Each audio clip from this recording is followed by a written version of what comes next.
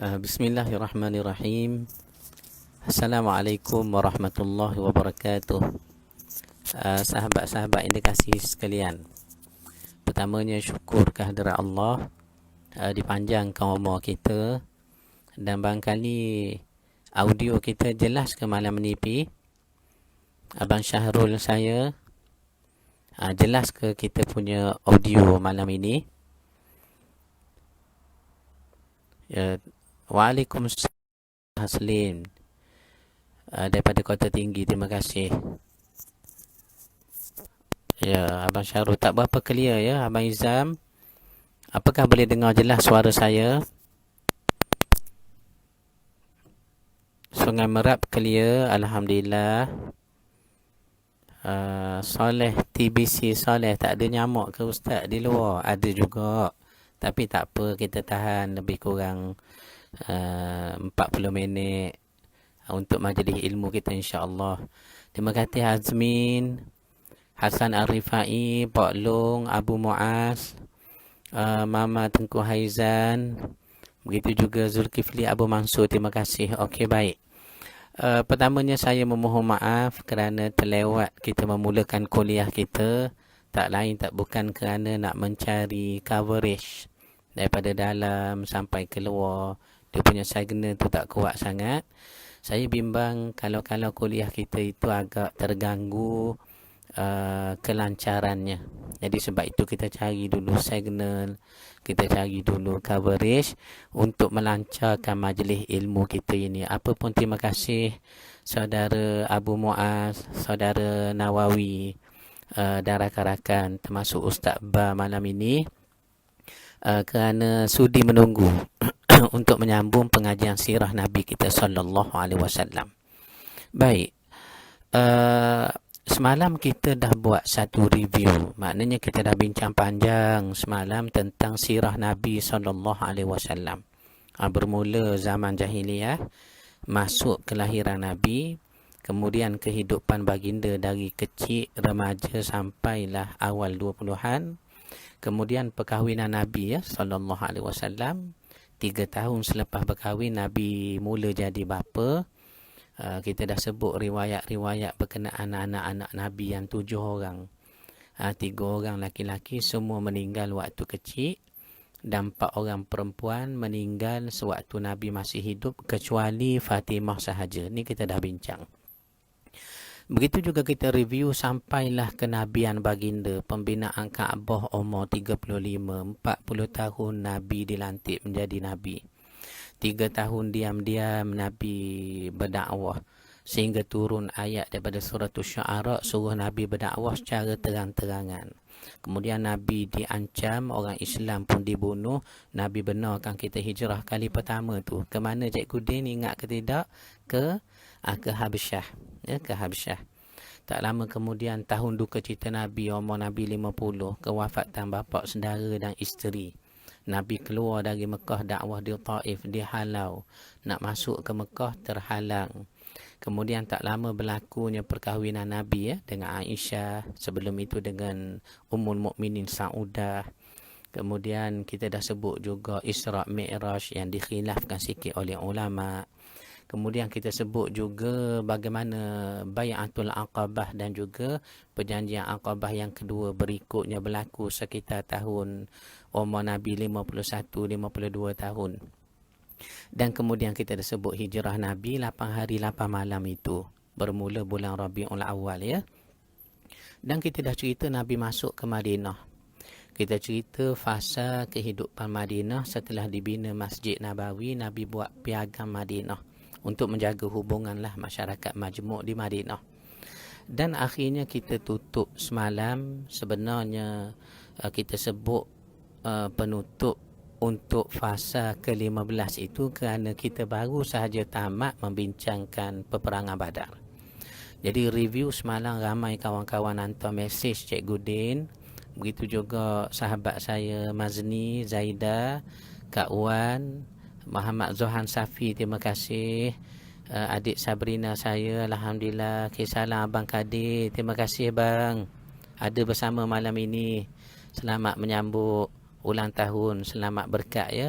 Begitu juga Lia, Ma'ani, Persin 9, Siti Esah, Alif, rakan-rakan yang ramai, Ibu Radin daripada Johor, dan semuanya sekali. Kita dah bincang semalam sampai Perang Badar. Jadi malam ni kita nak sambung dah sikit. Nak sambung sikit sirah Nabi kita itu. Ramai yang kawan-kawan mesej semalam, dia kata, Tok, bagus bila kita buat review, kami pun dapat kesimpulan, dapat lihat kerangka yang besar tentang sirah Nabi SAW, bermula sebelum lahir sampai peperangan Badar. Bila sebut peperangan Badar ni, umur Nabi lebih kurang 55 tahun. 55 tahun. Tahun kedua Nabi duduk di Madinah. Kalau bagi sahabat-sahabat yang lain, dah masuk tahun ketiga. Sebab kita dah maklum ya, sebelum Nabi hijrah, sahabat-sahabat hijrah dulu mendahului Nabi setahun lebih awal. Ni kita dah bahas secara ringkas hari itu. Baik, malam ni kita nak sambung sirah Nabi selepas peperangan Badar. Apa jadi agaknya selepas peperangan Badar tahun kedua hijrah itu? Sebenarnya kita ada peperangan yang lebih besar, lanjutan daripada Ghazwatul Badar. Peperangan Badar tu abang kadir saya, saudara Ibnu Husin dan Azlinda saya. Apa yang disebut peperangan Uhud. Selepas peperangan Badar ada peperangan Uhud pada tahun 3 Hijrah, yakni selang setahun lebih kurang, dalam bulan Syawal juga. Badar dalam peperangannya Ramadan, bulan Ramadan. Tetapi bila sebutnya Uhud dalam bulan Syawal, Nabi dan umat Islam berperang dalam hari raya pada bulan Syawalnya, maknanya dalam bulan Syawal. Dan sebelum Uhud ni tercetus pada tahun 3 Hijrah, kalau kita tengok kepada sirah, antaranya Ar-Rahiqul Maktum ini, seingat saya ada disebut, ada juga peperangan-peperangan kecil ataupun kita panggil sariyah, operasi ketenteraan yang Nabi jalankan di sekitar Madinah. Kerana selepas peperangan Badar ada bibit-bibit pemberontakan di Madinah. Ini cabaran bagi kita, cabaran bagi Rasulullah nak bentuk masyarakat di Madinah yang majmuk. Ada Yahudi yang sudah jelas tak sokong Nabi walaupun tak tentang Nabi. Tetapi yang kita nak cerita sekejap lagi ni bagaimana mereka sanggup menentang Nabi secara terang-terangan. Okey, adanya Nasrani yang jenis ikut orang-orang Yahudi sebagai guru mereka. Adanya pula orang Ansar yang bersama dengan Nabi sanggup mati. Bahkan kalau kita baca dalam peperangan Uhud ni, antara riwayat yang menyayat hatinya ada 7 orang Ansar. 7 orang Ansar lindung Nabi sewaktu Nabi terpisah dengan ketenteraan Islam kita yang lain dalam peperangan Uhud. Ni kita akan detail sekejap lagi insya-Allah, kalau mudah-mudahan kita ingat ya. Baik Ibrahim saya, Ina Azman ya, berlaku dalam bulan Syawal, betul, peperangan Uhud pada tahun ketiga Hijrah. Tetapi sebelum Uhud kita nak sentuh dulu. Daripada Badar nak tuju Uhud setahun saja bezanya.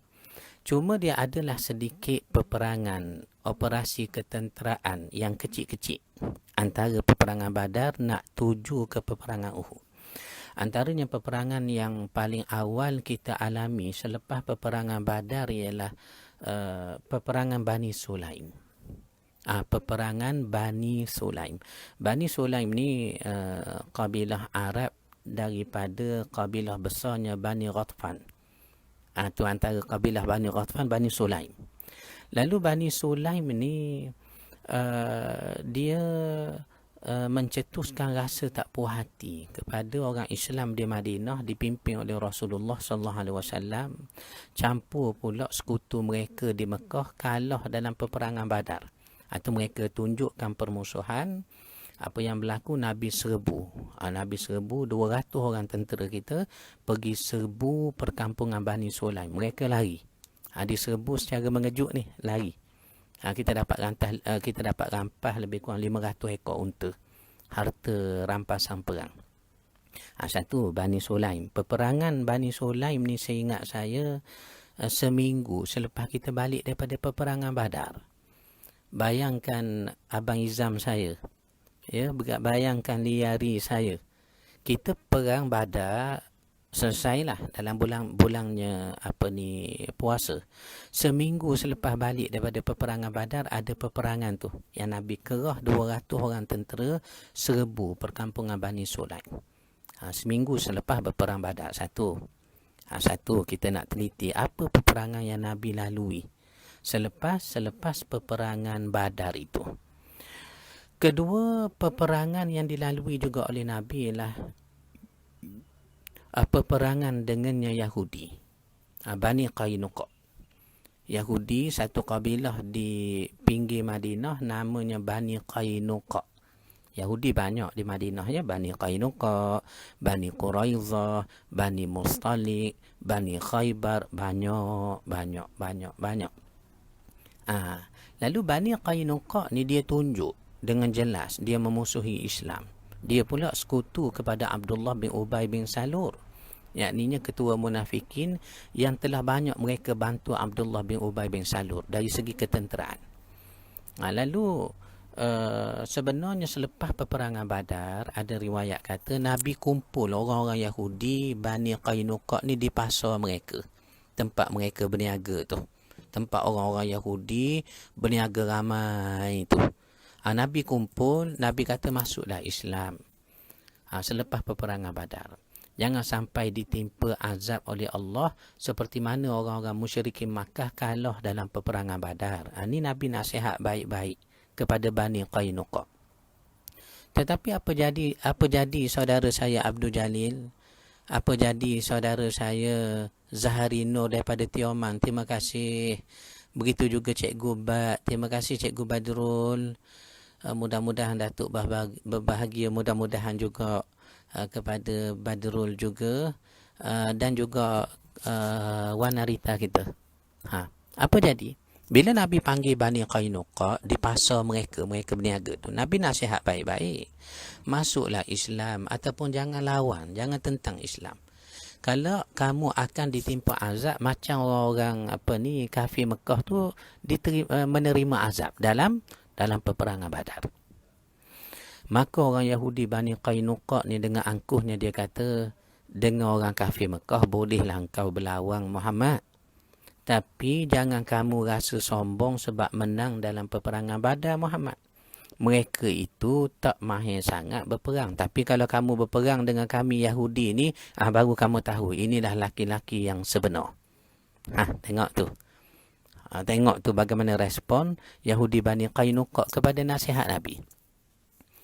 Dan mereka tunjuknya bermusuh dengan Nabi SAW. Ada riwayat sebut satu hari satu orang muslimah kita, wanita Arab kita yang berniaga di pasar yang ramai orang Yahudi Bani Qainuqa tu. Dia pergi berniaga susu.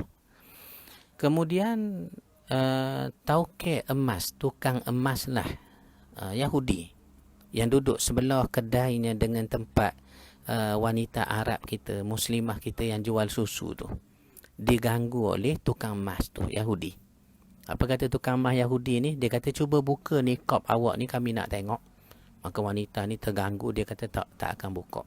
Dipaksa buka, tak buka juga. Maka Yahudi ni diam-diam dia ambil ujung kain wanita kita tadi, diikat kepada belakang bajunya. Makna baju wanita tu juga. Makna bila duduk betul lah labuh, bila berdiri tentulah ujung kain akan terangkat sama sebab diikat pada belakang bajunya. Maka menyebabkan terdedah aurat, menjerit wanita ni malu dan juga terdedah aurat. Yahudi pula di pasar tu pakat ketawa. Maka ketika wanita tu menjerit, ada satu orang laki-laki Muslim kita lalu, dilihatnya perempuan kita diganggu oleh orang Yahudi, diterekam Yahudi tadi dibunuh. Bila dibunuh, kecoh orang Yahudi lain pula ramai-ramai datang, pukul sehingga mati pula orang Islam kita. Ni asas ataupun bibit-bibit bagaimana nak mula kita berperang dengan Bani Qainuqa. Yahudi Bani Qainuqa tu. Saya ketika menziarahi Masjidil Aqsa, sahabat-sahabat sekalian, antara yang sempat saya jumpa dua orang. Pertama, kita jumpa dengan Sa'ad Sa'ad Ma'arashi nama dia. Ni satu orang Nasrani, Ahlul Kitab tapi orang Kristian. Dia layang saya dengan baik. Dibawa saya ke beberapa tempat kerana ada satu kajian yang saya buat dalam penulisan. Ditunjuknya tempat Isa bin Maryam mengikut kepercayaan mereka turun daripada cross, di-crucify, disalib itu di atas batu yang lapang dan diletak air. Ramailah orang ambil air berkat itu menurut kepercayaan mereka, ritual mereka, sakramen mereka. Dan dia pun kata, Rashidi, aku ni ada air semayang dan aku ni pula mengelak sikit daripada bersentuh dengan orang-orang perempuan Ahlul Kitab Nasrani. Dan kedua, dibawa saya bertemu dengan Ahlul Kitab Yahudi. Orang Yahudi ni betul lah Allah sebut dalam Al-Quran. La tajidanna asyaddan nasi adawatan ladina amanu al-yahuda walladina asyraku. Ayat tu Cikgu Ding. Wala tajidanna aqrabahum mawaddatan lilladina amanu al-yahuda walladina asyraku tu. Apa ni? Wala tajidanna aqrabahum mawaddatan lilladina amanu alladina qalu inna nasara tu. Ujung juzuk 6 nak masuk wa iza sami'u juzuk 7 tu. Balik sekarang kita buka baca balik pi. Diceritakan sifat hati orang Nasrani lebih lembut sikit berbanding dengan la tajidanna asyaddan nasi adawatan ladina amanu, iaitulah orang-orang alladhi al-yahud walladina asyraku, orang Yahudi dan juga orang mensyirikkan Allah. Maknanya bibit peperangan kita dengan Bani Qainuqa inilah puncanya. Tergamak dia ganggu wanita Islam kita berniaga elok-elok di pasar. Kemudian tergamak dia ikat ujungnya kain ke baju wanita supaya terdedah aurat. Bayangkan ni Yahudi. Maka Nabi SAW mengerahkan tentera kepung Bani Qainuqa. Ni dalam bulan Syawal juga. Dalam bulan Syawal juga Kak Tengku saya, Abang Ramli saya. Begitu juga saudari Mazni, Kak Maznah, rakan-rakan ayahanda cikgu saya, gelandangan sufi, motor ligat pun ada. Jangan main motor malam-malam ni, motor ligat. Kemudian Muhammad Hamidi Ismail, adik Siti Syazirah, bangkali daripada United Kingdom ni, tak balik Malaysia lagi ya. Mudah-mudahan selamat sekeluarga kita semua sekali. Muhammad Syukri Mansur, Ina Azman, ramai kawan-kawan kita daripada luar negara belaka. Termasuk motor ligat daripada luar negara yang jauh, Kampung Telaga, Kuala Berang, Ulu Terenung. Termasuk Ustaz Khairul Abah kita, Abang Rahim. Baik. Kita dah sebut ni tentang apa? Tentang bagaimana tercetusnya peperangan kita dengan Yahudi Bani Qainuqa itu. Mereka ganggu perempuan kita, maka berlaku pembunuhan. Mereka bunuh pula orang Islam yang bela wanita itu di pasar Yahudi. Nabi kepung bulan Syawal, riwayat kata 17 Syawal. Ni saya ingat kita lah dalam sirah, 17 Syawal lebih kurang begitu dikepung. Kepung Bani Qainuqa di perkampungan mereka. Mereka pun tak keluar-keluar, berlindung dalam kubu masing-masing. Nabi kepung berapa lama adikku? Berapa lama adikku dikepung? Adikku ni Iznan daripada Labuan, jauh dah malam ni. Begitu juga Kak Sep saya daripada USG, Alhamdulillah. Apa disebut? Dikepung berapa hari Bani Qainuqa? Nabi dan juga sahabat kepung 15 malam. Jangan lupa 15 malam motor ligat. Terima kasih. Alhamdulillah. Adik Dr. Siti Safiah Khan, terima kasih khidmat pada hospital pesakit. Terima kasih. 15 malam kita kepung Yahudi Bani Qainuqa. Akhirnya 15 malam tu Allah campur rasa takut. Rasa takut dalam hati mereka. Akhirnya mereka menyerah diri kepada Rasulullah SAW. Dan mereka serah kepada Nabi lah nak buat apa pada mereka. Maka tak kala itulah ketua munafikin di Madinah. Siapa? Abdullah bin Ubay bin Salur. Ni ketua munafikinnya apa ni? Kak Ruzi. Ni ketua munafikin ya. yang kita sebut riwayatnya ini, saudari saya Hamisah jauh dari Kuching Sarawak. Terima kasih saudari Hamisah. Begitu juga Kak Roslah kita, ke kanda Mes Wandi Mahari daripada Johor. Terima kasih. Miss Miza, terima kasih Miss Miza. Betul, 15 malam Nabi kepung Yahudi. 15 malam Kak Masnah dikepung Yahudi di perkampungan Bani Qainuqa. Akhirnya Allah campak rasa takut dalam hati mereka. Mereka serah diri. Dan mereka serah pada Nabi nak buat apa.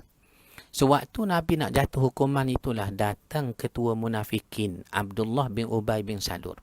Dia ni ketua munafikin. Dia pun tak berani nak tunjuk lama dia Islam. Allah Ta'ala dedahkan kemunafikannya itu. Selama sebulan je dia boleh iklan dia sebagai Islam. Sebulan saja katanya sirah kita ini. Dan Abdullah bin Ubay bin Salul ni dia punya iklan dia ni Islam padahal dia munafik. Kalau hari Jumaat Cikgu Din kita dah baca riwayat ni. Sebelum Nabi naik mimbar nak khutbah, Abdullah bin Ubay bin Salul ketua munafikin Madinah, dia bangun dulu. Dia bangun dulu berdiri depan sahabat. Dia kata apa dia? Dengar belaka Nabi nak khutbah ni. Begitu. Dia pesan orang dalam Masjid Nabawi, dengar khutbah Nabi ya. Jangan tidur ni, dengar.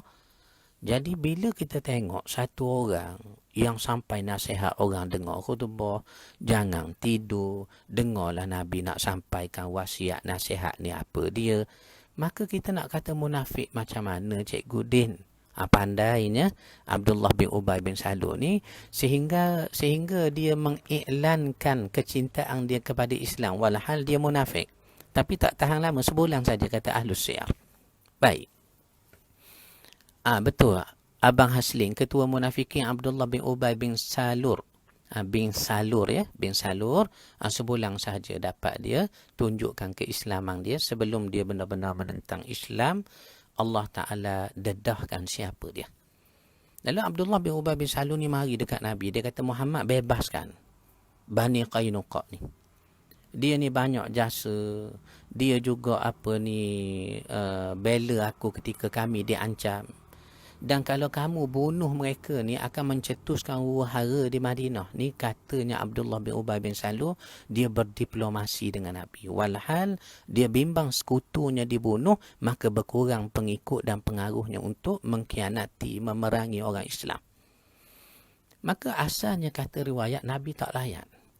Sehingga Abdullah bin Ubay bin Salul ni paksa Nabi, Abang Haslin. Paksa Nabi, wahai gelandangan sufi. Dengan cara macam mana? Dia masuk tangan dia dalam jubah Nabi. Macam saya contohnya duduk Cikgu Ding, tangan duduk dalam poket seluar Cikgu Ding. Pegang pitih Cikgu Ding dalam poket seluar tu. Jadi Cikgu Ding pun rasa berat, saya bergantung, tangan duduk dalam poket seluar. Begitulah. Dibuat oleh Abdullah bin Ubay bin Salul. Dia masukkan tangan dia dalam jubah Nabi. Nabi kata lepaskan.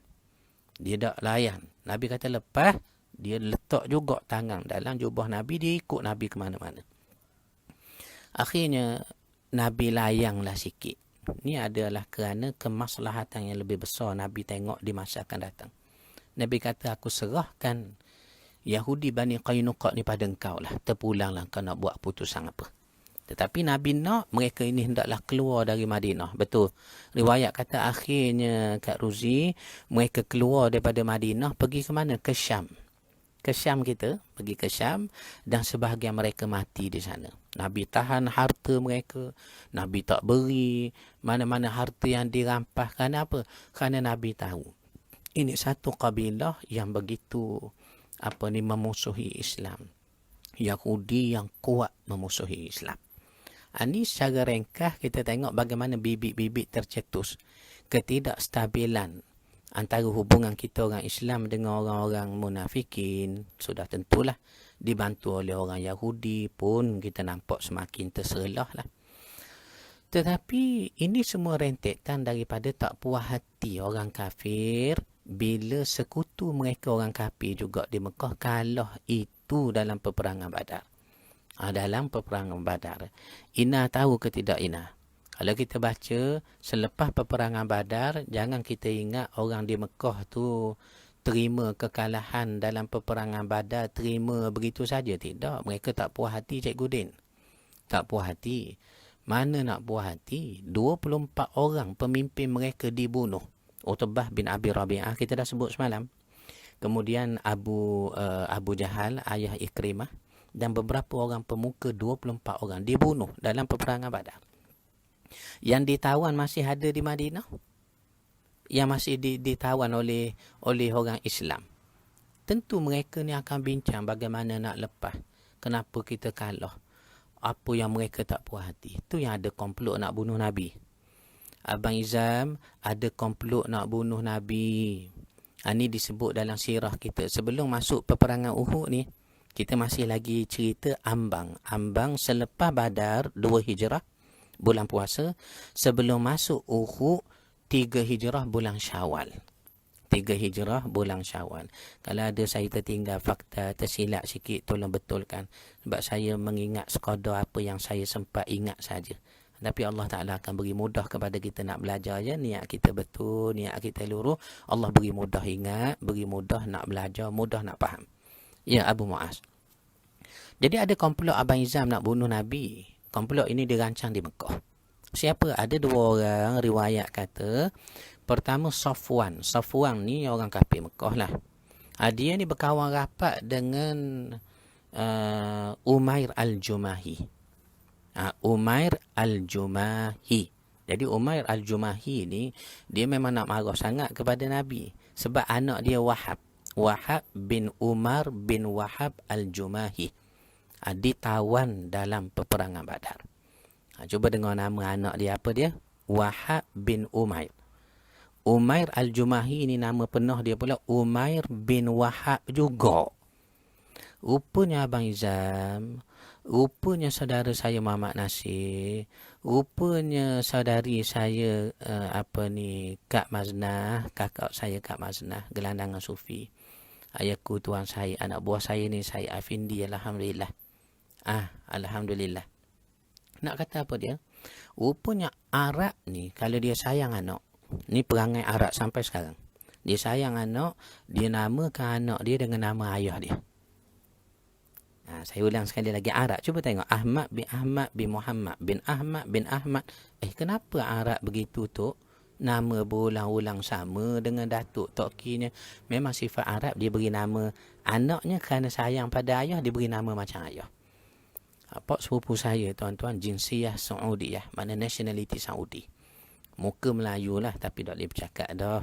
Melayu ni kerana lahir di Mekah. Nationality pun Mekah. Masih ada sekarang Usamah At-Tayyib bin Abdul Wahab At-Tayyib.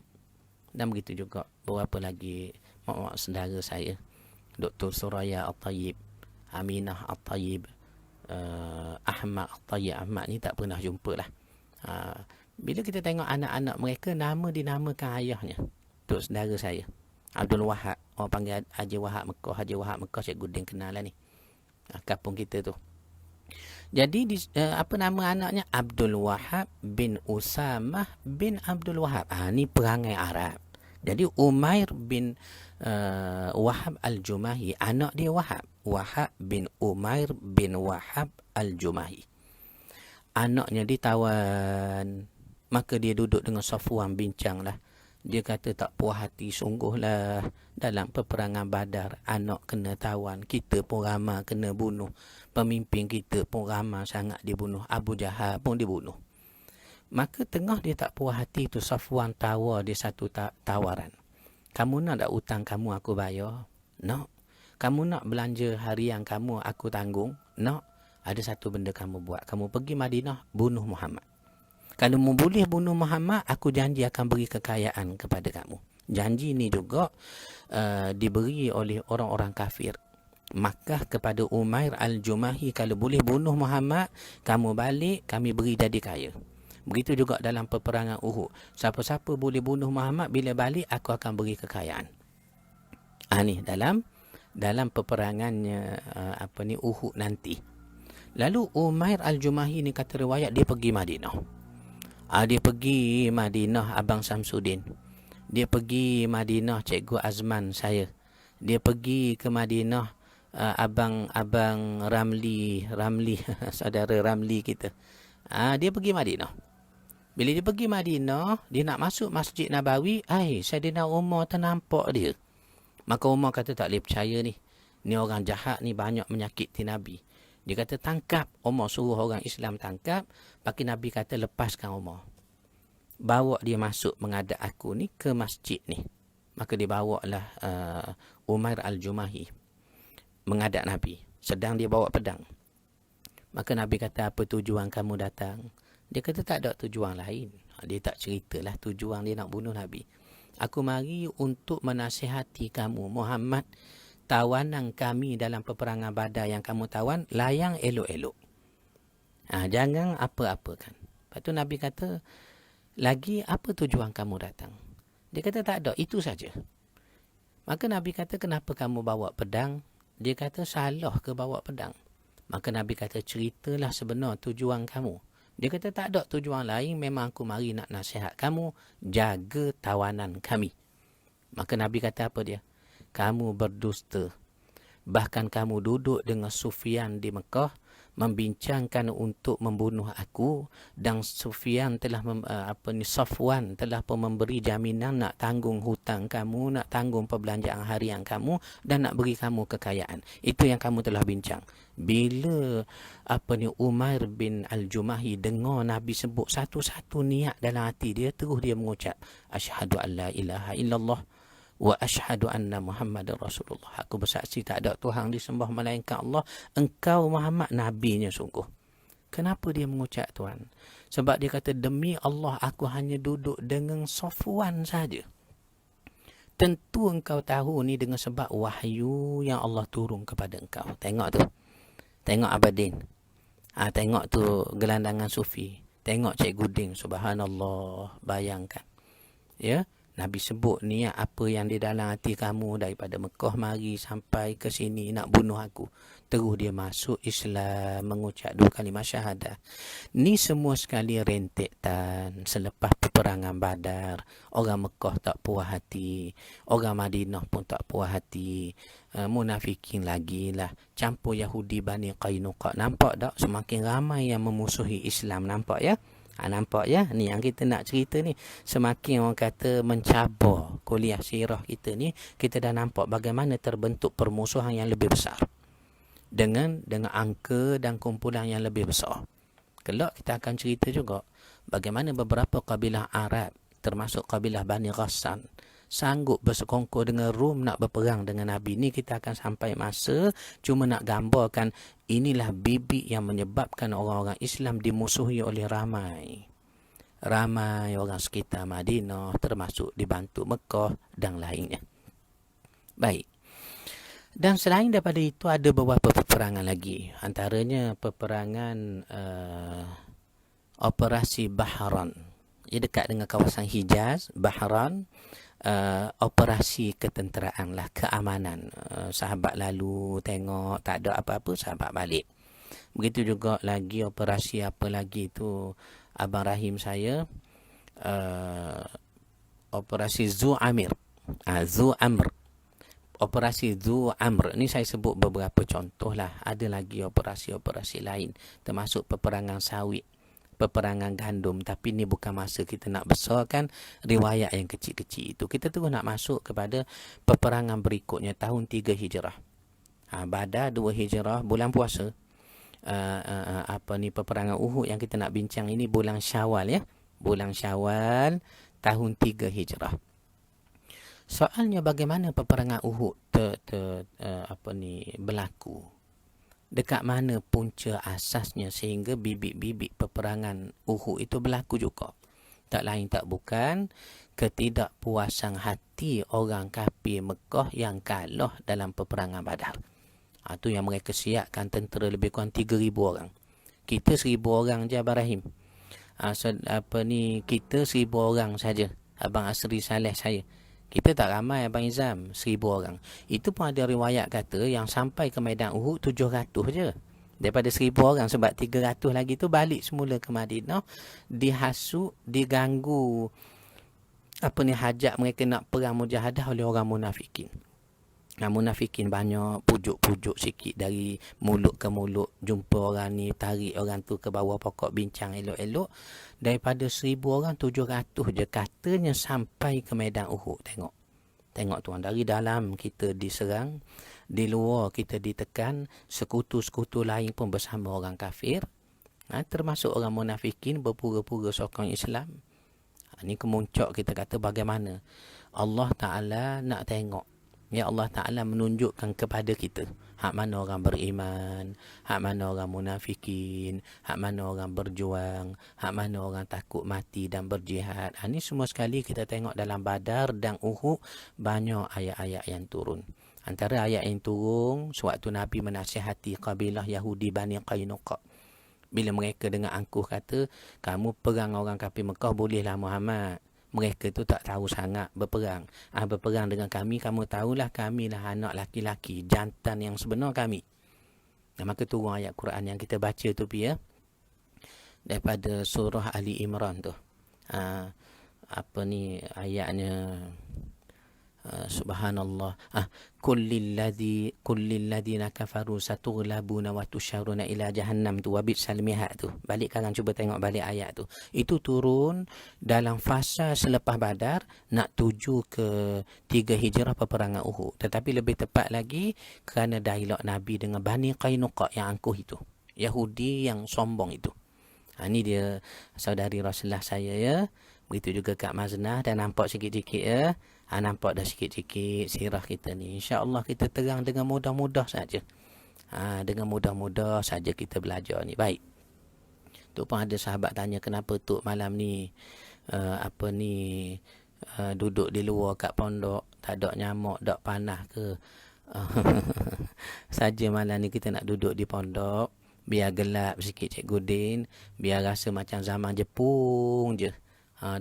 Kita mengajar orang-orang tua dulu, belajar tengah malam guana lah Cikgu Din, dalam gelap, dalam api pelita. Kita nak rasa begitulah dalam tempoh berkurung ini. Supaya timbul banyak hikmah dalam hati, banyak rasanya syukur, nikmat kebebasan pergi sana sini, bermuamalah dengan orang sana, berkawan dengan orang sini, ziarah di rumah orang-orang pun terima, kita terima tetamu daripada kawan-kawan yang datang ke rumah. Sekarang nampaknya nikmat itu sekejap diuji Tuhan, tak dapat kita seperti biasa. Maka banyak benda kita boleh buat Cikgu Din. Antaranya apa dia, saudara Ahmad Mursyid kita, apa antaranya Sabrina saya dan juga Abang Izam saya, nak beritahunya banyak hikmah tercetus dengan sebab kita berkumpul di rumah seperti ini. Saya tak pernah menjangkakan Cikgu Din, kita punya view kuliah sirah kita ni sampai 9,800 view. Ada yang petang tadi semasa, bukan kata beberapa jam selepas kuliah, semasa lebih kurang 7,300 view. Maknanya nikmatnya ilmu ni disampaikan, rahmatnya orang yang nak dengar ilmu, nak belajar, nak kenal Nabi. Dan sudahnya nanti kita semua akan mati, membawa pahala, membawa kebaikan, membawanya kebajikan yang kita sanggup luangkan ya, masa untuk dengar kuliah kah, buat catatan kah, kita mengajar pula anak-anak kita kah, begitulah. Ya, macam zaman Jepun tu, arwah ayanda saya selalu cerita, betul. Arwah moyang saya pun begitu juga, almarhumah moyang saya pun begitu juga, selalu cerita. Adinda saya Ustaz Amir Muttaqin, terima kasih. Rindu kekanda Ustaz Datuk Rashidi Ar-Rashidku, sama-sama adinda saya. Ustaz Amir kita ni lah yang banyaknya menguruskan jenazah. Kalau Ana ni meninggal mati, dengar mati dibangi, tolonglah berlembut-lembut dengan jenazah Ana. Mudah-mudahan panjang umur kita ya, panjang umur kita semua sekali ya. Baik. Saudara Azhar Ulu, begitu juga adik Sabrina, begitu juga anak beranak saya ni, ya Allahu, Khairul Labu Ang Khairuddin, apa khabar you? Lama tak tengok, ya Allah. Cikgu Azman saya, terima kasih cikgu, kisalan cikgu di rumah Begitu juga ayahanda Cikgu Kasmang saya, Sally Rahmat pun ada juga malam ini. Begitu juga Cikgu Ding, ketua kelas kita. Baik. Itu yang kita nak sebut tadi. Apa ni? Tercetusnya peperangan Uhud kerana tak puas hatilah kalah dalam peperangan Badar. Apa yang dibuat oleh orang kafir di Mekah? 3,000 Cikgu Din tentera disiapkan. 15 orang puang pun dibawa sama dalam peperangan. Kata Abu Jahal, katanya Abu Sufyan nak menaik semangat tentera. Lah kalau duduk kelas lelaki saja, mengatuk mata mengajar. Cikgu pun mengatuk mata mengajar. Bila ada kuliah kita tu wanita sikit. Bukan apa-apa tidak. Yang orang kata penyeri kelas lah. Tukang buat air, tukang sapu kelas biar susun meja comel sikit, tukang balut meja dengan kertas minyak, contohnya. Makna kita rasa suka hati sikit. Begitulah. Dalam peperangan Uhud, sebanyak 3,000 orang kafir datang ke medan Uhud nak berperang dengan Nabi dan orang Islam.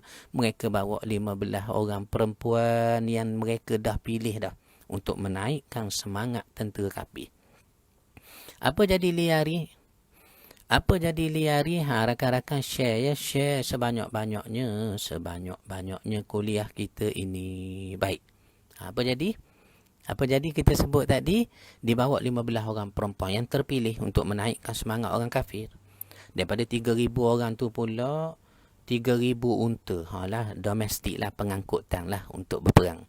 200 ekor kuda tempur, kuda perang. 200 ekor tu kuda berperang. Diketuai oleh panglima mereka dah sebelum masuk Islam waktu tu. Siapa? Khalid ibn Walid. Khalid ibn Walid tak masuk Islam lagi waktu tu. Dia datang perang Nabi. Dia sampai pergi memerangi Nabi dalam peperangan Badar, dalam peperangan Uhud. Beliau masuk Islam sekali dengan Ikrimah, anak Abu Jahal, selepas peperangan Uhud. Ini kita akan ceritalah bagaimana nanti rentetan dia. Selamat datang Nak Mel. Terima kasih nak sekeluarga. Begitu juga saudara Zulkifli Abu Mansur ya. Okey. Selain daripada 3,000 tentera, 3,000 unta pengangkutan, 200 ekor unta sebagai kuda tempur, diketuai oleh panglima mereka lah, Khalid ibn Walid yang belum masuk Islam waktu itu.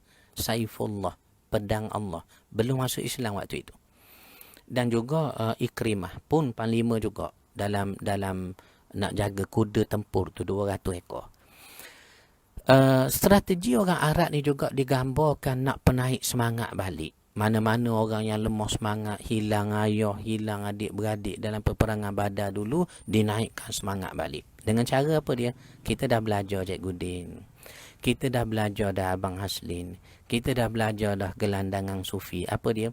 Arab ni antara kekaguman mereka apa dia? Syair, sastra, bahasa, keindahan bahasa Arab. Maka dilantik 2 orang penyair Arab. Penyair ni dia buat syair-syair nak menaik semangat Cikgu Ding. Nak menaik semangat saudara saya Muhammad Nasir. Nak naik semangat orang yang perang biar ada semangat. Antara saya ingat satu contoh syair Arab jahiliyah. Ni saya ingat saya belajar tingkat Tanang dulu ya. Di Sekolah Menengah Agama Ma'arif Kampung Raja Besut. Tingkatan 6 sempat saya berhijrah sekejap ke Besut, Sempadang, Terengganu, Kelantan tu. Sebelum kemudian dengan kehendak Allah dapat saya belajar pula di Kota Baru, di Mahat Tafiz Kota Baru itu.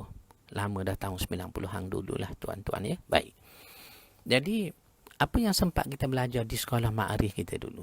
Antaranya Nusus wal Adab. Satu mata pelajaran mengkaji teks-teks syair orang Arab jahiliyah. Antaranya disebut begini. Apa dia? Ni apabila orang kalah perang, syair nak menaikkan balik semangat yang kalah perang, disebut apa dia? Ya betul Alif. Ada syair nak penaik semangat. Apa disebut? Dia kata, tamparlah lenganmu. Lebih kurang begitulah saya ingat saya. Tamparlah lenganmu. Begini. Tamparlah lenganmu. Uruklah misaimu. Tampar lengan Cikgu Ding. Uruk misai. Dan usaplah dadamu. dan serulah nama keturunanmu, nama nenek moyang. Mana tanpa lengan, urut misai, urut dada sambil sebut, aku ni keturunan Panglima Hitam, aku ni keturunannya Mak Kilau, aku ni keturunan Tok Janggut. Naik semangat dah. Naik semangat dah cikgu ni, naik semangat. Saya buat contoh ni pun, gelandangan sufi naik semangat tu sedang bertugas di HKL tu malam ni pi ya. Mudah-mudahan Allah rahmat pi kerana khidmat kepada umat, kemaslahatan, keselamatan masyarakat. Terima kasih banyak-banyak. Abang Ros. Ya. Dilantik 2 orang penyair Abang Ros, adik saya. Siapa? Siapa penyair tu? Seingat kita namanya Abu Izzah. Abu Izzah dan seorang lagi saya lupa. Ada 2 orang penyair yang menaikkan semangat tentera perang nak pergi berperang di Uhud. Pertama nama Abu Izzah, seorang lagi saya tak ingat. Jadi 2 orang ni. Dia menghasilkan syair menaikkan semangat. Itu tercetus peperangan Uhud pada tahun 3 Hijrah. Kita berperang dalam bulan Syawal. Baik. Bila masuk peperangan Uhud, kita cerita ringkaslah sikit pi ya. Kita cerita ringkas sikitlah mutuligat ya. Apa dia? Peperangan Uhud ni pada awalnya Nabi SAW cadang berperang dari dalam Madinah. Tetapi bila mesyuarat ramai-ramai, Nabi suka mesyuarat biar keputusan tu ramai. Itu yang ada hadis menyebut ma khaba man istakhara wala nadima man istasyara tu, atau kama qala Nabi sallallahu alaihi wasallam. Apa ni, tidak kecewa orang yang beristikharah dan tidak menyesal orang yang bermesyuarah. Ni hadis Nabi sallallahu alaihi wasallam pi. Maknanya saudara cik mak saya, begitu juga Ustaz Khairul Abah kita, saudara Muhammad Nasir kita, apa disebut tadi? Nabi ada bersabda. Nabi suka sangat mesyuarat, hatta keputusan nak berperang di dalam Madinah ataupun di luar dari Madinah pun Nabi bermesyuarat dulu. Itu yang kita baca hadis tadi. Nabi puji orang mesyuarat dengan katanya tak akan menyesal orang mesyuarat, dan juga tak akan kecewa orang istikharah. Nabi suruh istikharah. Sebab tu kita kan nak buat apa-apa, saudari Aminah saya, kita akan istikharah dulu. Kak Aminah saya, Kak Ami, kita akan istikharah dulu. Istikharah, kuliah sirah Nabi, Datuk Rashidi malam ni kita nak tidur ke nak buat nota ya, istikharah lah dulu. Contohnya istikharah. Mana nak katanya Nabi mesyuarat dulu nak perang dalam Madinah keluar. Maka ramai sahabat mencadangkan di luar, termasuk bapa saudara Nabi Hamzah bin Abdul Muttalib, pak saudara Nabi. Maka bila ramai cadang di luar, Nabi ikut. Yalah, kita perang di luar. Dan malamnya Nabi SAW bermimpi. Nabi kita bermimpi. Kita dah belajar dah lihat.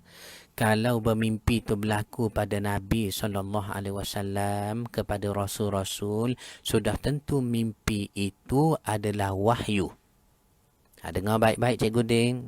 Kalau mimpi berlaku kepadanya Nabi-Nabi dan Rasul-Rasul, itu adalah wahyu.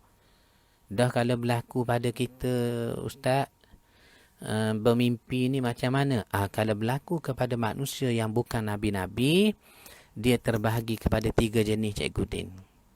Mimpi kita tiap-tiap malam tu Cikgu, Lia, Suryani, sahabat saya Suryani, ayahanda Cikgu Kasman, kalau kita yang bermimpi bukan Nabi, bukan Rasul ni, terbahagi pada 3 jenis mimpi kita. Ar-ru'ya thalathatun, mimpi ada 3 jenis. Pertama, boleh jadi mimpi kita itu mimpi yang benar, khabar gembira dari Allah pi. Dipanggil kategori mimpi ni kategori apa? Busyra minallah. Jangan lupa catat Cikgu Din.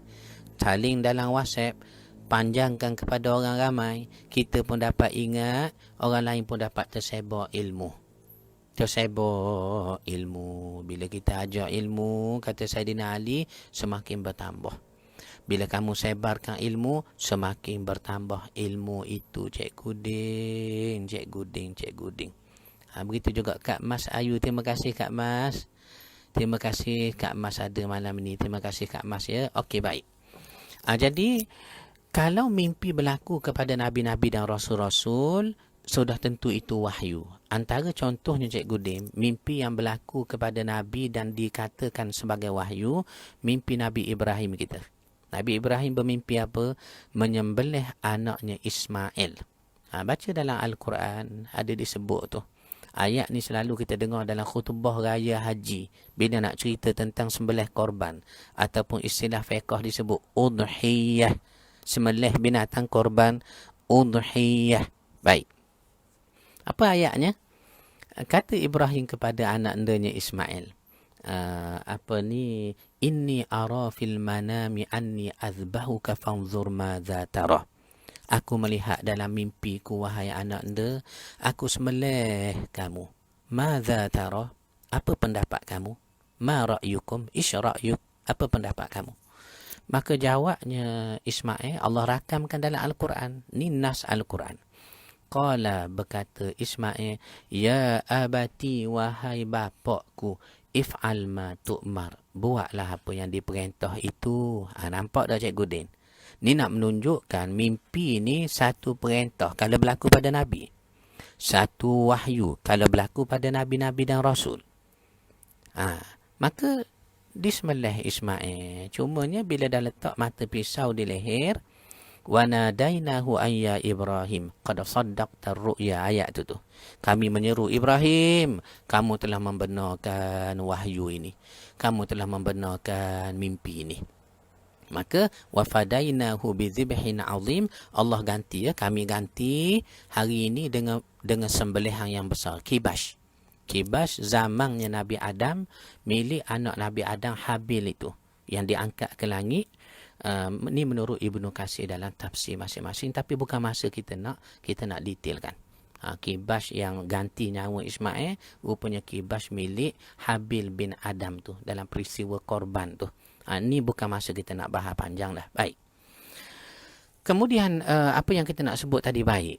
Nabi bermimpi. Kalau berlaku pada Nabi, mimpi-mimpi ini wahyu. Tetapi kalau berlaku pada kita, Abang Zul? Kalau berlaku pada kita, saudari Alia, ni nak menunjukkan bahawa kalau berlaku pada kita mimpi-mimpi, boleh jadi betul. Yang dipanggil busyra minallah, kabar gembira dari Allah. Boleh jadi tak betul. Yang dipanggil takhwifu minasyayatin, syaitan masuk dalam mimpi kita, ganggu hidup kita, ganggu tidur kita. Itu dipanggil kategori kedua, tak betul. Ataupun istilah Arabnya, mimpi takhwif. Takhwifu minasyayatin, syaitan menakut-nakutkan kita. Kalau mimpi yang benar tadi Cik Gudin, busyra minallah, kabar gembira dari Allah, seperti satu orang tiba-tiba tidur, dia selawat, berzikir, baca Quran, tak lalai. Bermimpi dia malam tu Cik Guding bertemu Nabi SAW. Kak Mas Ayu saya, contohnya Kak Mas kebetulan tidur, selawat, zikir sikit, tengok ingat kehidupan kita, tiba-tiba malam tu kita bermimpi Kak Mas, bermimpi bertemu Nabi. Ini mimpi betul. Tak kira orang alim tak alim, Allah rezeki kita bertemu Nabi kita. Allah ni satu sebab Allah nak tarik kita lebih dekat dengannya kah? Contohnya, kalau mimpi bertemu Nabi dipanggil busyra minallah Cik Gudin, maknanya betul berlaku. Betul kat tengku saya. Dan kategori kedua, selain daripada busyra minallah kita sebut tadi, yang berlaku kepada kita Cik Gudin tiap-tiap malam kita bermimpi ni, ialah takhwifu minasyayatin, syaitan menakutkan kita dalam tidur. Contohnya Cik Gudin malam ni tidur di hospital tu. Tidur di hospital tu, tidur bermimpi ke mana? Bawah katil wad tu ada lembaga saja, contohnya. Kita pun bangun tengah malam, ya Allah, takutnya berpeluh-peluh, siapa berdebar, nak pergi tandas pun takut. Ni dipanggil takhwif. Ini dipanggil takhwif. Syaitan menakutkan kita. Benda tak ada apa. Tu hanya syaitan takutkan kita. Dua. Ketiga mimpi, kategori ketiga yang dialami oleh manusia ialah hadithun nafsi. Hadithun nafsi, bualan jiwa. Satu benda teringat sangat sewaktu tidur, sewaktu jaga, terbawa-bawa dalam tidur. Terbawa-bawa dalam tidur. Rakan-rakan kita bertanya, kita tengok sekejap ya. Mimpi berjumpa orang laki-laki, tapi muka lelaki sebut tidak jelas. Apa maksud dia, Ustaz? Ari, terima kasih soalan. Saya tak tahu, Ari, apa maksud dia. Saya cuma cerita kategori mimpi kalau kita alami ya. Tetapi Ari tanya tu mungkin beranggapan ada pandangan saya terhadap mimpi tu. Saya tak tahu. Saya tak tahu sungguh apa maksud dia. InsyaAllah mimpi yang baik-baik, Ustaz. InsyaAllah, Kak Mas. InsyaAllah, Kak Mas. Mimpi baik kita, Kak Mas ya. Hari-hari Ustaz, macam mana nak tahu mimpi agaknya ni? Mimpi. Macam mana nak tahu mimpi kita tu betul? Ada syaratnya. Pertama, syarat berlaku kepada waktu bermimpi. Kalau mimpi lepas subuh, Cikgu Din, tak ada takwilan, tak ada tafsiran. Kalau mimpi lepas asar, tak ada tafsiran, tak boleh tafsir. Mimpi dalam kuliah online macam kita ni pun sempat lagi dia bermimpi, Cikgu Din. Ni tak ada makna. Mimpi ada makna hari biasanya pada waktu tengah malam sebelum subuh. Itu pun ada syarat-syarat lain lah, nanti kita akan sebut syarat-syaratnya insya-Allah ya. Kalau mimpi arwah, Ustaz, yang ni pun saya tak tahu juga. Mungkin boleh jadi kita mimpi arwah ibu kita kah, arwah orang tua kita kah, arwah orang-orang kita sayang kah. Ni kerana hadithun nafsi, kategori ketiga. Teringat sangat satu benda dalam hidup, terbawa-bawa dalam mimpi. Ya. Mimpi ibu meninggal dunia, Ustaz. Tu yang saya sebut tadi boleh jadi hadithun nafsi. Teringat sangat satu benda sewaktu jaga, terbawa dalam tidur. Kak Kamariah Mansur kita, mimpi yang betul, busyara minallah, betul. Busyara, kabar gembira, minallah, dari Allah. Begitu juga, adakah orang awam seperti kita tanya Cikgu Azman saya, ada peluang ke nak mimpi jumpa Nabi? Adakah boleh bercakap dengan baginda? Ya, sabit dengan perihal mimpi bertemu Rasulullah sallallahu alaihi wasallam. Allah Taala pilih kita, Cikgu. Boleh jadi dengan sebab kita hati jujur walaupun amal tak banyak sangat. Ataupun kadang-kadang kita ni bukanlah orang baik, tapi asbab Tuhan nak tarik kita, bermimpi bertemu Nabi. Boleh berlaku juga, Cikgu. Boleh berlaku, Cikgu ya. Abang Zul, busyara minallah, takhwif dan hadithun nafsi. Hadithun nafsi ya. Betul. Ina Azman, mimpi orang awam boleh jadi betul. Kabar gembira, betul.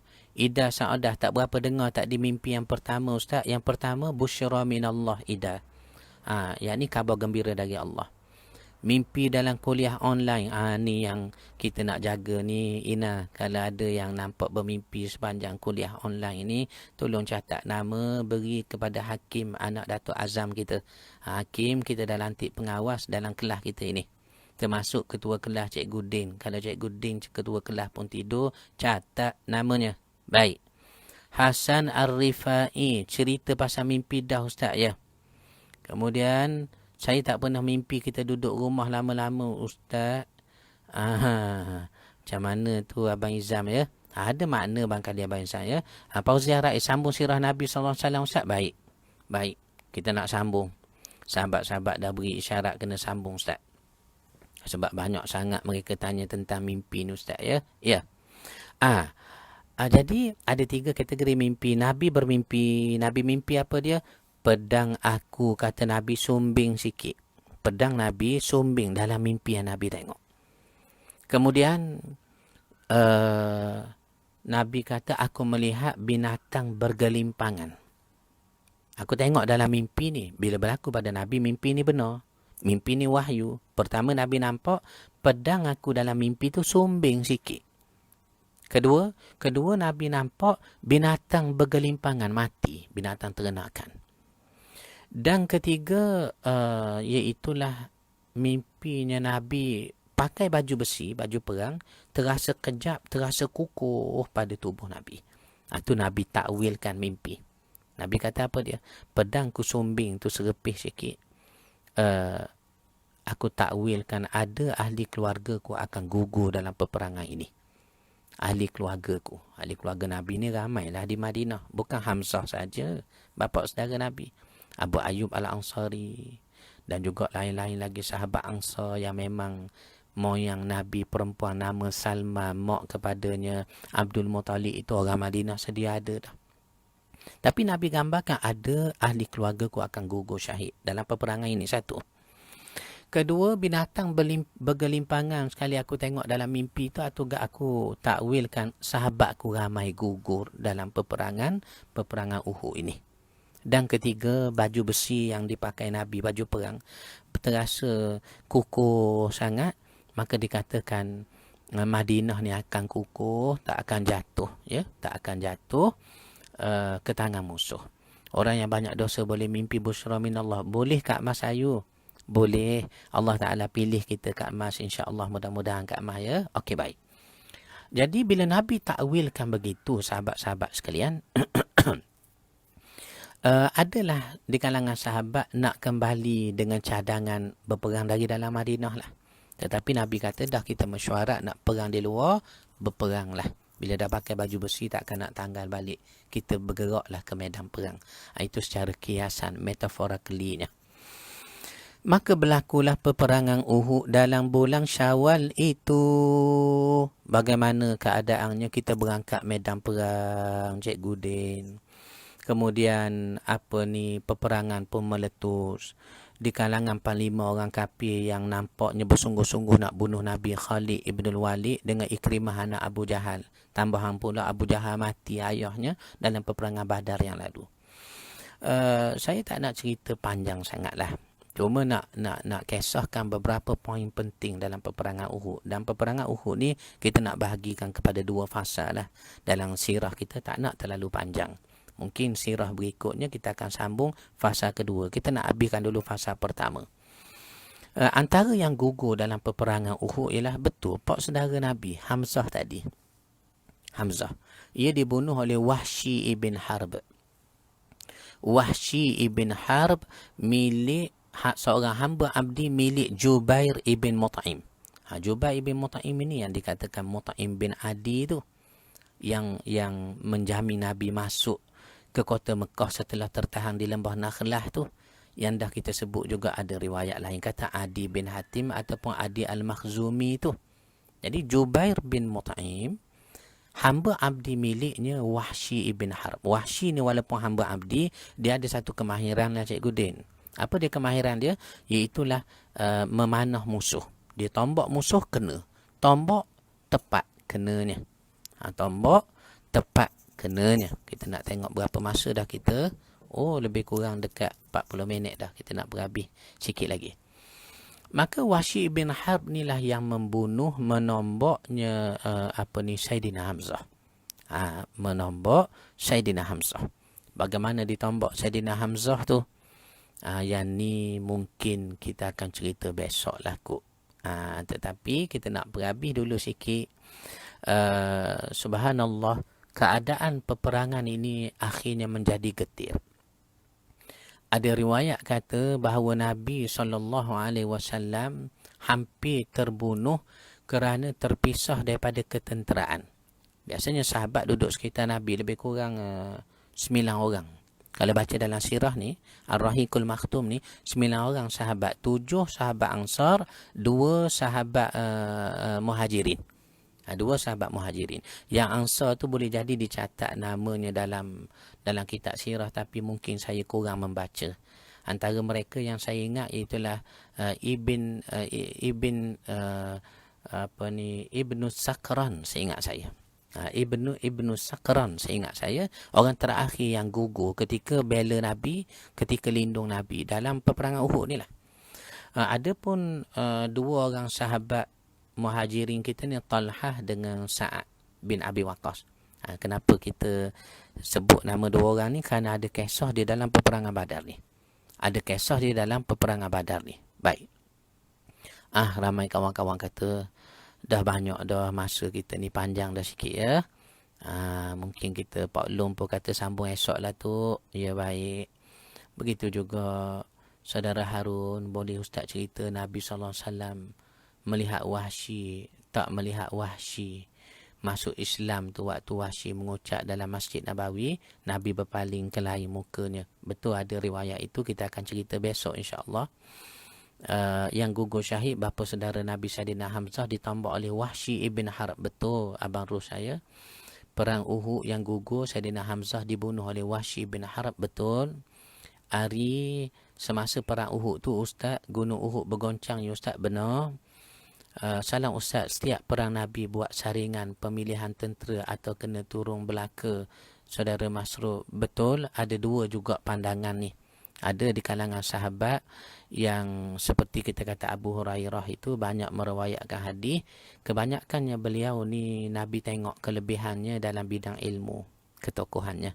Maka dia banyak meriwayatkan hadis kerana Al-Quran dalam surah Taubah ada menyebut falaula nafara min kulli firqatin minhum ta'ifatan liyatafaqahu fid din waliyundiru qaumahum idza raja'u ilaihim tu. Dalam surah Taubah, tidak patutlah semua orang keluar berperang. Kenapa tak ada satu kelompok golongan kata Allah untuk belajar liyatafaqahu, mendalami, memahami agama, supaya waliyundiru qaumahum idza raja'u ilaihim, supaya dapat mengajar sahabat-sahabat yang dah keluar berperang tadi.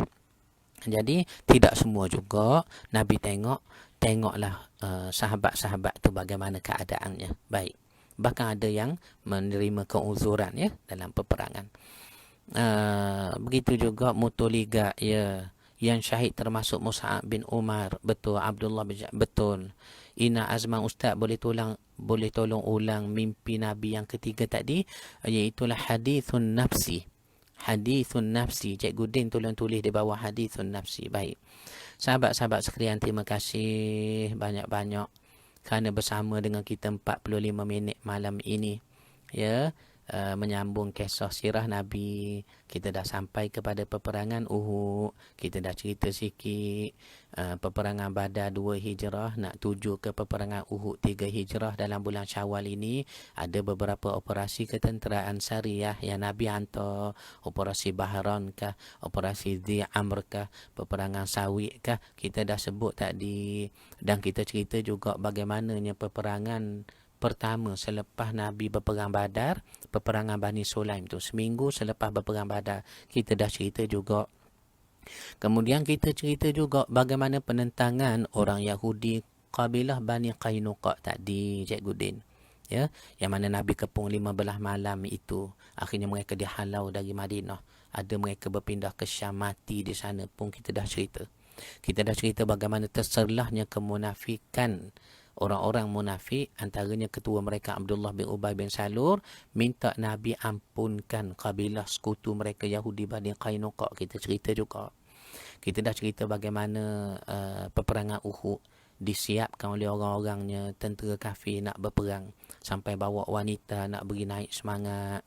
3,000 tentera dikerah, kita 1,000 orang. Itu pun katanya 700 je sampai ke Uhud, 300 lagi diganggu oleh orang-orang munafikin dan sebagainya.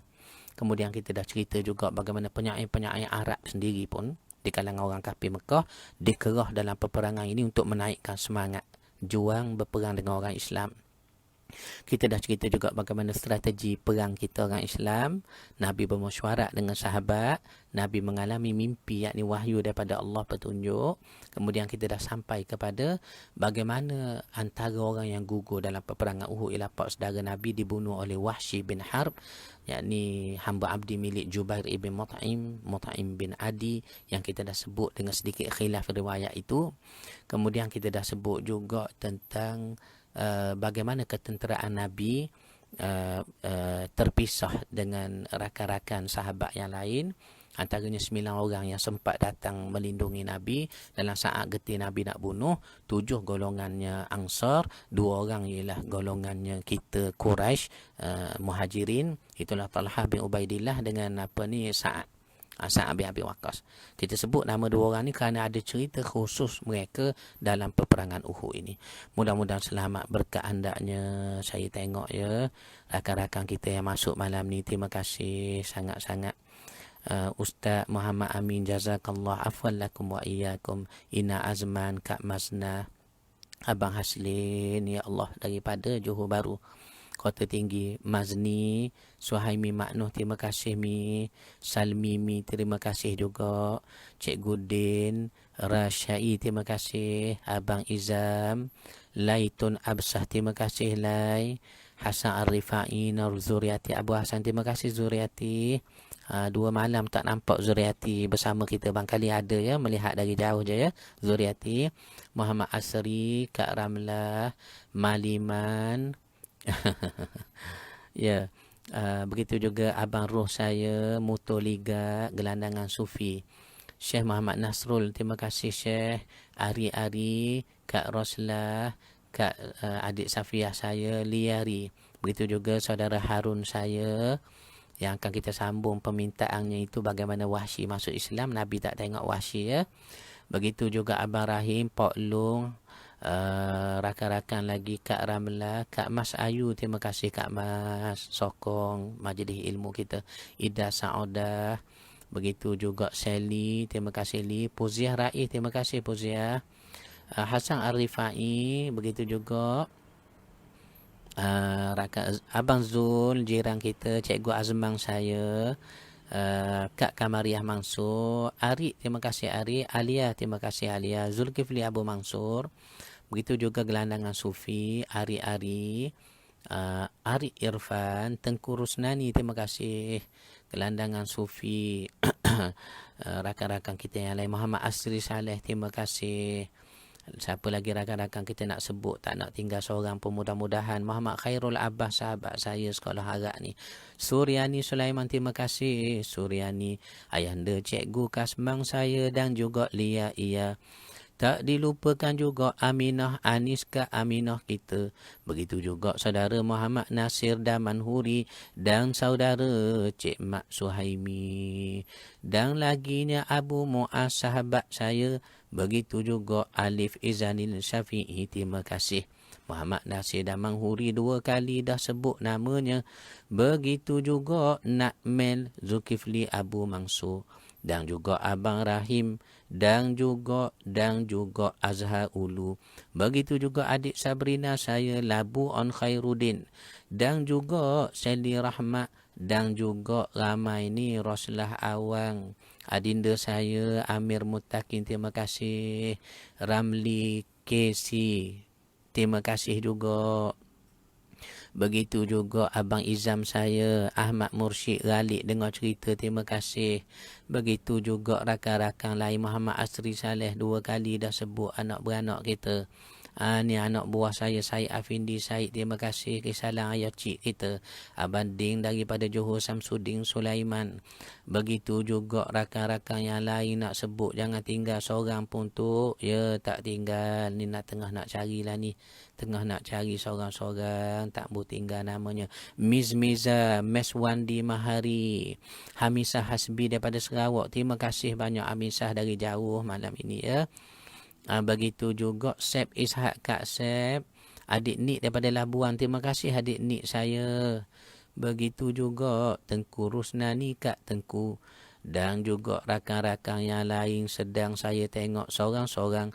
Muhammad Hamidi Ismail, adik Siti Syazirah daripada luar negara. Muhammad Syukri Mansur pun datang juga malam ini dengar kita berceramah. Kak Wan Narita kita daripada Shah Alam. Abdul Jalil mari. Zahari Nur Embung, terima kasih. Cikgu Badru, terima kasih Cikgu. Begitu juga rakan-rakan nak tengok seorang-seorang ya. Rakan-rakan Azlinda Abu Bakar, Ibnu Husin, terima kasih. Waalaikumsalam Ibnu. Begitu juga Uwan Maulik Rais, terima kasih. Zaida, terima kasih. Dan Muhammad Zohan Sapi'i, terima kasih Muhammad. Begitu juga Mak Ani Persing 9, terima kasih Mak Ani, istiqamah dengan kuliah kita. Alif Izanil, Siti Esah, Bonda Radin daripada Johor. Ramai Johor masuk ya. Madu Hutan Tengganu, Ustaz Ba, penjual madu kita ni. Begitu juga saudara saya Nawawi Sya'arani, terima kasih Wi. Abu Muaz.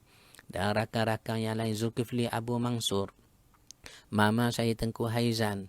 Begitu juga Azmin Kamaluddin, terima kasih Min. Soleh TBC, terima kasih Leh. Tak ada nyamuk ke di luar? Ada Leh. Berapa banyak mana dah kena ketik, kena gigit ni Leh.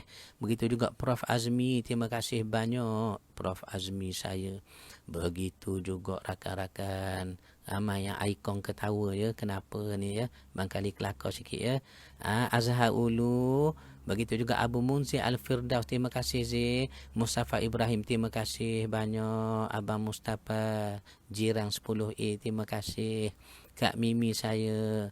Begitu juga Abang Sabri bersyair Datuk malam ni, benar kita orang lama. Begitu juga Fauziah Rais, insya-Allah boleh tengok Fauziah siri-siri kita yang berikutnya dan juga sebelumnya. Fauziah Abidin, terima kasih Kak Fauziah. Mak Rafi'i saya, terima kasih. Nak Mel, terima kasih. Soleh TBC, terima kasih. Cik Mak Suhaimi, terima kasih. Mariza Mansur, terima kasih. Mahdi Mustafa, terima kasih. Semua sekali terima kasih. Suhaimi Mak Noh, begitu juga. Nur Hanun, terima kasih Nur. Rakan-rakan lagi atas ni jangan sampai tertinggal Ustaz. Kan kecil hati pula nama kami tak disebut, baiklah. Begitu juga Syekh Muhammad Nasrul saya, terima kasih Syekh. Wa iyyakum. Rakan-rakan Maksu Azlina, terima kasih. Terima kasih Maksu Azlina. Kemudian Zulkifli Abu Mansur. Rakan-rakan Muhammad Amin Abdul Rahman, terima kasih. Muhammad Amin Abdul Rahman. Begitu rakan-rakan yang lain tu. Tak apalah tu, tak sebut semua pun tu, kami tahu. Apa ni Datuk nak ingat ya, Rasyai, Laitun Absah, Nuzuriati Abu Hasan. Oh, ramai sangat ya Allah, ramai sangat. Kita jangkakan malam ni lebih kurang 3 juta yang masuk dalam kuliah sirah kita ini. Apa yang mustahak? Panjangkan ilmu, kemudian kita sebarkan, taiklah sikit Cikgu Din, dan kita panjangkan dalam WhatsApp kita. Nazim Akhtar, terima kasih Zee. Muhammad Roshidi, anak beranak saya, murid saya, jazakallah wa iyyaki. Ustazah Fatimah Zahra. Muhammad Fadli Wahad, terima kasih. Li Ayahim, terima kasih Li. Kisalan Ayahim kita Li. Alia Abraham dan rakan-rakan semuanya. Aku qawli hadza wa astaghfirullahal azim li wa lakum. Wassalamualaikum warahmatullahi wabarakatuh. Jangan lupa panjang umur saya, panjang umur tuan-tuan, sahabat-sahabat sekalian. Besok 11.30 pagi kita sambung Tasawuf Ibnu Athaillah. Kemudian malamnya pula 9 suku, macam inilah lebih kurang. Kita sambung siri 17, sirah Nabi kita sallallahu alaihi wasallam. Kita akan sambung peperangan Badar. Bagaimana berlakunya peperangan, bagaimananya mayat-mayat dikumpulkan. Nabi sebut ada mayat 3, mayat yang pelik, aneh ditemui, disebut oleh Ahlus Siyar. Maka Nabi sebut tentang ketiga-tiganya mayat aneh itu. Kita akan cerita malam esok hendaknya. Aqulu qawli hadza wa astaghfirullahal azim li wa lakum. Wassalamualaikum warahmatullahi wabarakatuh. Terima kasih Nur Azman, Pablo Escobar, terima kasih. Saudara Muhammad Hamidi, terima kasih. Assalamualaikum warahmatullahi wabarakatuh. Terima kasih. Alhamdulillah.